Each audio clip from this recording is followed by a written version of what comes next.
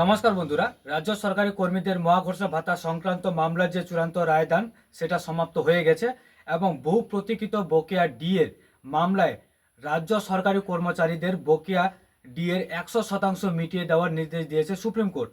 অবিলম্বে মেটাতে হবে 25% ডিএ।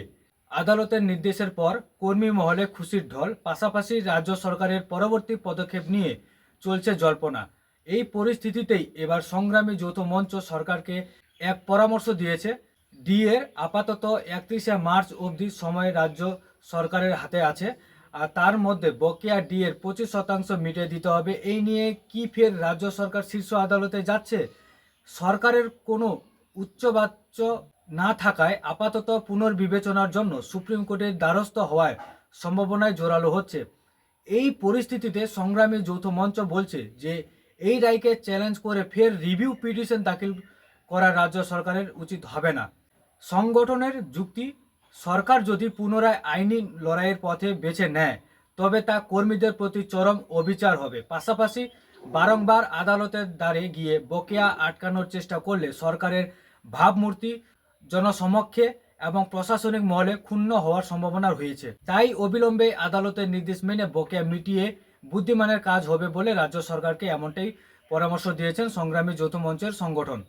এদিকে সম্প্রতি শোনা গিয়েছে যে বকেয়া ডিএর মামলা রায়কে চ্যালেঞ্জ করে কোন যুক্তিতে রিভিউ পিটিশন দায়ের করা যায় সে বিষয়ে রাজ্য প্রশাসনের আধিকারিক আইনজ্ঞদের পরামর্শ নিচ্ছেন। নবান্ন সূত্রে জানা যাচ্ছে যে একাধিক যুক্তি নিয়ে সুপ্রিম দরজায় করা নাড়তে পারে বলে রাজ্য, যেমন 2009-এর 1 এপ্রিল থেকে 2019-এর 31শে ডিসেম্বরের মধ্যে সরকারের প্রত্যেক কর্মচারীর বেতন কাঠামো ছিল ভিন্ন। জেলা থেকে সচিবালয়ে এই কর্মচারীরা একাধিক দপ্তরে কাজ করেছেন। পাশাপাশি প্রতি বছর তাদের ন্যূনতম 3% বেতন বৃদ্ধি হয়েছে। সেই অনুযায়ী মূল বেতন ও মহাঘোষ যে ভাতার পরিমাণটাও কিন্তু পরিবর্তন হয়েছে। আরও যুক্তি, প্রতি বছর ডিএ একই হারে দেওয়া হয় না, সুতরাং সব মিলিয়ে এই বড় হিসেব নিকেশের ক্ষেত্রে আরও সময় দরকার। তো আইনজ্ঞদের একাংশের মতে রিভিউ পিটিশনের মাধ্যমে আপাতত কিছুটা সময় নেওয়া ছাড়া উপায় নেই। তবে রিট পিটিশনে সুপ্রিম কোর্টের রয়েছে বড় কোনো হেরফের হওয়ার সম্ভাবনা। হিসেব বলছে সুপ্রিম নির্দেশ মানলে মার্চ মাসের মধ্যে বকেয়া 25% মেটানোর জন্য রাজ্যের চাই প্রায় 10,400 কোটি টাকা।